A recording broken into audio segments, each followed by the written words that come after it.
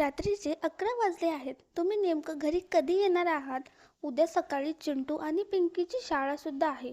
मला त्यांचा डबा तयार करायला सकाळी 5 वाजता उठावं लागतं. मी आता झोपायला चालली आहे.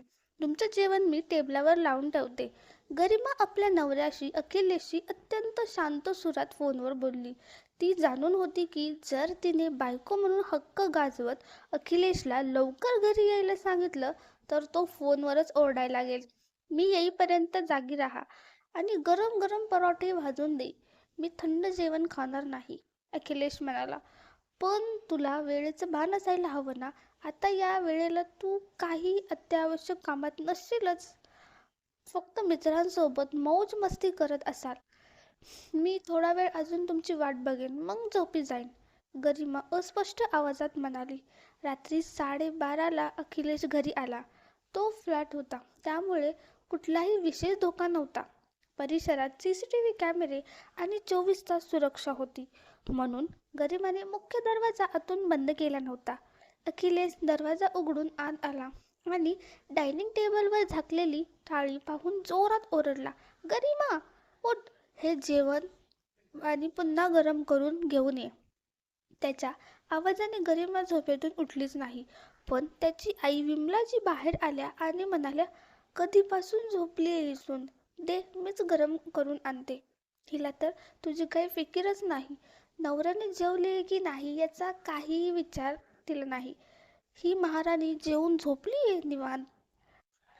आता या वयात मलाच माझ्या मुलाची काळजी घ्यावी लागेल. विमलाजींनी मुलाला समजावणं तर दूरच, उलट त्याला अजूनच चिडवलं. अखिलेश चिडून गरिमाजवळ गेला आणि झोपलेल्या अवस्थेत तिचा हात पकडून तिला ओढलं आणि एक जोरात एक थप्पड तिच्या गालावर मारले. मी तुला सांगितलं होतं ना माझी वाट पाहायला. तू झोपलीस कशी? नवऱ्यासाठी गरम जेवणही ठेवू शकत नाहीस. हेच शिकवलंय तुझ्या आई वडिलांनी तुला?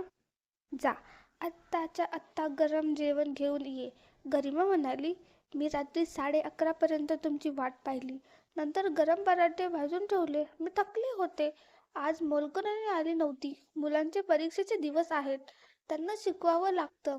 आणि जर तुम्ही बाहेरून खरंच काम करून आले असता तर मी नक्कीच तुमची वाट पाहिली असती. पण तुम्ही तर तुमच्या मित्रांसोबत ड्रिंक अँड स्टार्टरवरचं बरंच काही खाल्लं असणार. मग पूर्ण जेवण करून यायचं होतं ना. रात्री 12 वाजता का उगाच हंगामा करताय? रोज रोज मी वाट बघून थकले आहे. माझ्या आरोग्यावर सुद्धा त्याचा परिणाम होतो आहे. हे ऐकताच अखिलेशने पुन्हा एक थप्पड तिच्या गालावर मारली आणि म्हणाला, समजत नाही का तुला? मी काय सांगतोय? जेवण गरम कर आणि पराठे भाज, नाहीतर तुझ्या भावाला फोन करतो. गरिमाच्या डोळ्यातून अश्रू वाहू लागले. तेव्हा विमलजी म्हणाल्या, सुनबाई, आता तुझं रडणं थांबवलं असलं तर पटापट माझ्या मुलासाठी जेवण गरम कर. बिचारा दिवसभर बाहेर कष्ट करतो आणि घरी येतो आणि तुझं आणि तुमच्या मुलांचं पोट भरतो. त्यांना जर तुझ्या कुरकुरीला कंटाळून हात उचलला तर यात मोठं काय घडलं? एवढ्यात गरिमाची नणंद सोनमही आपल्या खोलीतून बाहेर आली आणि म्हणाली, काय वहिनी, हे दररोजच तमाशा आहे का?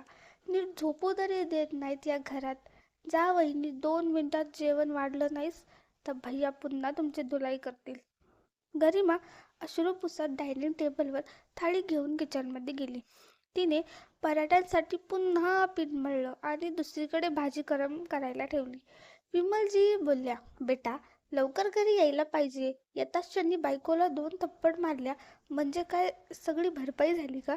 जर तिने माहेरवाल्यांना सांगितलं किंवा सर्व काही सोडून माहेरी गेली तर तुझ्या बहिणीचं लग्न अजून बाकी आहे. काय वेळ लागतो सगळं पसरायला. तू सुरुवातीपासूनच म्हणायचंस ना, बायकोला दबावाखाली ठेवलं पाहिजे, नाही तर डोक्यावर चढेल.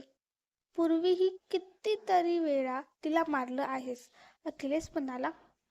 अगं, मी जर तिला मारून तिच्या हातापायांना काही झालं तर घरातली कामं कोण करेल? आम्हाला काही जमणार नाही आता हे सगळं. तेव्हापासून तिची वहिनी आली आहे तेव्हापासून तिच्या माहेरून दर आठवड्याला 1-2 फोन येतात. बोलता बोलता सून काहीतरी सांगून टाकलं तर. तेवढ्यात गरिमा गरम गरम जेवण घेऊन आली. अखिलेश एक घास घेतला आणि थाळी जमिनीवर फेकून दिली. किती तेलकट भाजी केली आहेस. पीठ सुद्धा जास्त झालं आहे.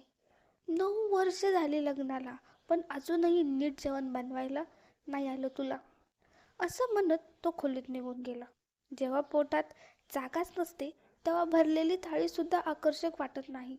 नेहमीप्रमाणेच गरिमा साफसफाईला लागली आणि तिच्या सासू आपापल्या खोलीत जाऊन झोपले. अखिलेश नेहमीच गरिमाशी अत्यंत उद्धटपणे वागायचा. गरिमा आणि अखिलेशच्या लग्नाला जवळजवळ 9 वर्ष झाली होती. पण त्यांना एक 7 वर्षाचा मुलगा आणि 5 वर्षाची मुलगी होती.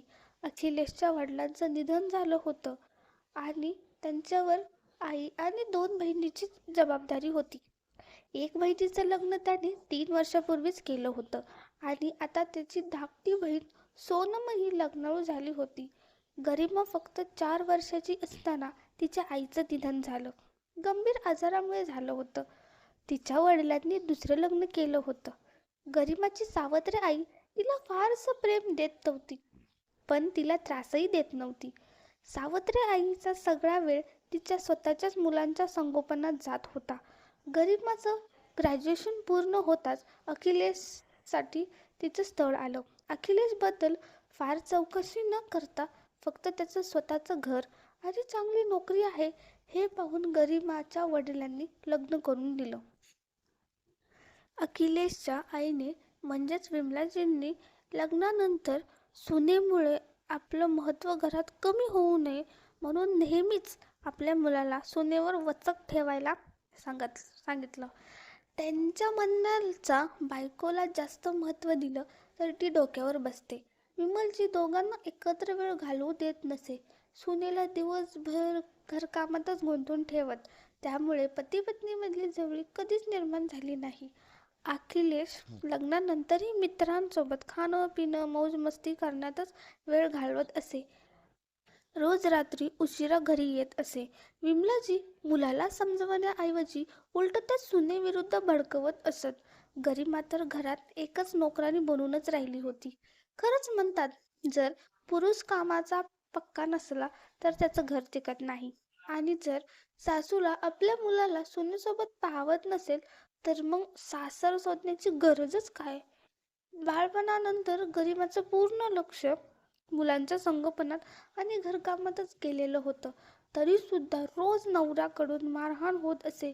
तिला ठाऊक होतं की तिच्या माहेरी आता वडील नाहीत, सावत्र आई आहे, जी लग्नाच्याच वेळीच म्हणाली होती, राजी खुशी 2-4 दिवस माहेरी आलीस तर ठीक आहे, नाहीतर इथं तुझ्यासाठी काही जागा नाही. गरिमा केवळ आर्थिकदृष्ट्याच नव्हे तर भावनिक दृष्टीनेही पूर्णपणे पतीवर अवलंबून होती. त्यामुळे मुलांच्या भविष्याकरिता ती सर्व काही सहन करत होती. तिचा आत्मविश्वास पूर्णपणे कोलमडला होता. अन्यायाविरुद्ध आवाज उठवायची तिची हिंमत उरलीच नव्हती. काही दिवसांनी गरिमाला तिच्या वहिनी सुरेखाचा फोन आला. नमस्कार दीदी, तुमच्या आवाजावरून वाटतंय की तुम्ही खूपच त्रासलेले किंवा दुखी आहात. मला माझी छोटी बहीण समजा. तुमच्या मनातलं सगळं सांगू शकता. कदाचित मी काही मदत करू शकेन. सुरेखा पुढे म्हणाली, तुमच्या लग्नाच्या वेळीच मी स्वतः जिजाजीची आणि सासूला तुमच्यावर ओरडताना आणि अपमानजनक शब्द वापरताना पाहिलं होतं. म्हणून मी सतत फोन करून तुमची विचारपूस करत असते. मला खात्री आहे तुमचे सासरचे लोक तुम्हाला त्रास देतात. काही चुकीचं होत असेल तर जे सहन होत नाही तर मला सांगायला अजिबात संकोच करू नका. असं समजू नका की बाबा नाहीत म्हणून तुमचं कोणीही आधार उरलेलं नाही. मी आहे, तुमचा भाऊ तुमच्यासोबत आहोत. सुरेखा एवढं म्हणणं होतं आणि गरिमाच्या मनातील वेदनांचा बांध फुटला. तिने गेल्या 9 वर्षापासून सासरी होणारा मानसिक आणि शारीरिक त्रासाची सगळी कहाणी सुरेखाला सांगितली. काही दिवसांनी गरिमाच्या मोठ्या नंदेच्या गोदभराईच्या कार्यक्रमासाठी विमलाजींनी गरिमाकडे तिच्या आईच्या आठवणीने जपून ठेवलेले मीनाकरी झुमके मागितले. विमलाजी म्हणाल्या, सुनबाई, तुझ्याकडे ते मीनाकारीचे झुमके आहेत ना, ते तुझ्या नंदीला गोद भरायला देऊया. सोने खूप महाग आहे, उगाच 50-60 हजार रुपये खर्च होईल. गरिमा शांत ठामपणे म्हणाली. माझ्या आईची ही शेवटची आठवण आहे. तुम्हाला काय द्यायचं असेल तर तुमच्या मुलाला सांगून नवीन दागिना घेऊ शकता किंवा आपल्या ऐपतीप्रमाणे शगुनचा लिफाफा तयार करू शकता.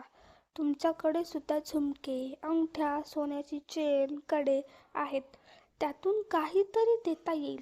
मी माझ्या आईची शेवटची आठवण कधीच देणार नाही. विमलाजींना हे आवडलं नाही. त्यांनी मुद्दाम हे प्रकरण विकृत पद्धतीने अखिलेश समोर मांडलं. अखिलेशला वाटलं की गरिमाने त्याच्या आईचा अपमान केला आहे. त्यामुळे त्याने गरिमाला खूप बोल सुनावले आणि पुन्हा मारहाण केली. रागाने अखिलेशने गरिमाच्या भावाला फोन करून सांगितलं, तुझ्या बहिणीला समजाव, एका झुमक्यासाठी घरात तमाशा करत आहे. दुसऱ्या दिवशी गरिमाचा भाऊ आणि वहिनी दोघेही आले. जिजाजींना स्पष्ट शब्दात वहिनी म्हणाल्या, तुम्हाला वाटत की आम्ही चुकीचा साथ देऊ, तर ते तुमचा गैरसमज आहे. तुम्हाला गरिमावर हात उचलायचा काहीच अधिकार नाही. ती तुमच्यासाठी आणि घरासाठी किती कष्ट करते, पण तिला काय मिळतं? घुसमटलेलं आयुष्य. तुम्ही तुमच्या आईच्या हातात तिचं सुख गहाण ठेवलं आहे. त्यानंतर सुरेखाने पुढे म्हणत, आम्हाला गरिमाला काहीच सांगितलं नव्हतं, पण मी सतत विचारून सगळं समजून घेतलं आहे. जर यापुढे तुम्ही गरिमावर हात उचललात तर मी तुमच्या विरुद्ध कायदेशीर कारवाई करू. आम्ही गरिमाचं घर तोडू इच्छित नाहीत, पण जर तुम्ही हद्दपार केलीत तर आमचे दरवाजे तिच्यासाठी उघडे आहेत. असं समजू नका की गरिमा एकटी आहे. तिच्या पाठीशी तिचा भाऊ आणि वहिनी कायम आहेत. तुम्हाला गरिमाला पत्नी म्हणून योग्य स्थान द्यावंच लागेल. प्रत्येक नात्याचं स्वतःचं एक स्थान असतं, हे समजून घ्या. सुरेखानं हात जोडून स्पष्ट शब्दात सांगितलं. गरिमाचे भाऊ बहीण अखिलेशला समजावून परत गेले. या प्रसंगानंतर अखिलेश आणि त्याच्या आईला कळून चुकलं की गरिमा आता एकटी नाही. तिच्याशी वाईट वागणं शक्य नाही. जर प्रकरण वाढलं तर समाजात बदनामी होईल आणि मुलीच्या लग्नावरही परिणाम होईल. अखिलेशने त्याच्या वागणुकीवर नियंत्रण ठेवायला सुरुवात केली. पत्नीवर हात उचलणं बंद केलं. या गोष्टीवरून तुमचं मत काय आहे? खाली कमेंट करून नक्की कळवा. धन्यवाद. जर तुम्हाला ही कथा आवडली असेल तर प्लीज आमच्या चॅनलला सबस्क्राईब करायला विसरू नका. Thanks for watching.